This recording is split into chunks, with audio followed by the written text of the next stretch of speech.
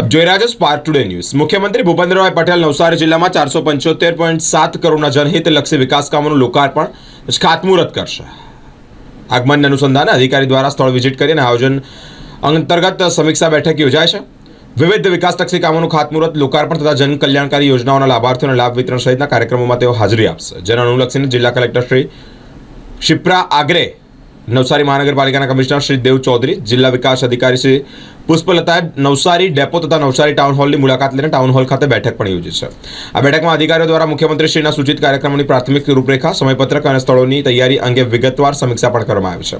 કાર્યક્રમના અનુસંધાને રચાયેલા વિવિધ સમિતિઓ અને વિભાગોએ પોતાના આયોજનની પ્રગતિ અને સંકલન કામગીરી અંગે વિસ્તૃત જાણકારી પણ આપી છે। મુખ્યમંત્રીશ્રીનો કાર્યક્રમ સુગમ, સુવ્યવસ્થિત અને જનહિત કેન્દ્રિત બને તે માટે દરેક વિભાગને સમયસર કામગીરી પૂર્ણ કરવાની જરૂરિયાત સૂચનાઓ પણ કલેક્ટરે આપી છે। આ આયોજન બેઠકમાં જિલ્લા સ્તરના વિવિધ વિભાગોના અધિકારીઓ, પોલીસ વિભાગના, આરોગ્ય વિભાગ, મહાનગરપાલિકાના પ્રાંત કચેરી અને અન્ય સંબંધિત શાખાના અધિકારીઓ ઉપસ્થિત રહ્યા છે।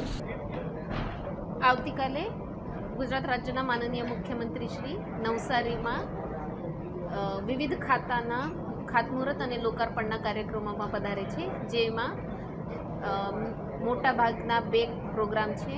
એક મહાનગરપાલિકાના વિવિધ ખાતમુહૂર્ત અને લોકાર્પણના કાર્યક્રમ છે, એની સાથે જ નવસારીનું બની રહેલું મોટું નવું જે બસ પોર્ટ છે એનું લોકાર્પણ થશે। એની સાથે બાકીના ખાતાના મળીને આશરે 475 કરોડના કામોનું ખાતમુહૂર્ત અને લોકાર્પણ થશે। જેના બાબતે એક આપણી પબ્લિક મિટિંગ, મોટી સભા પણ થવાની છે, જે નવસારીના નવનિર્મિત ટાઉન હોલમાં થવાની છે।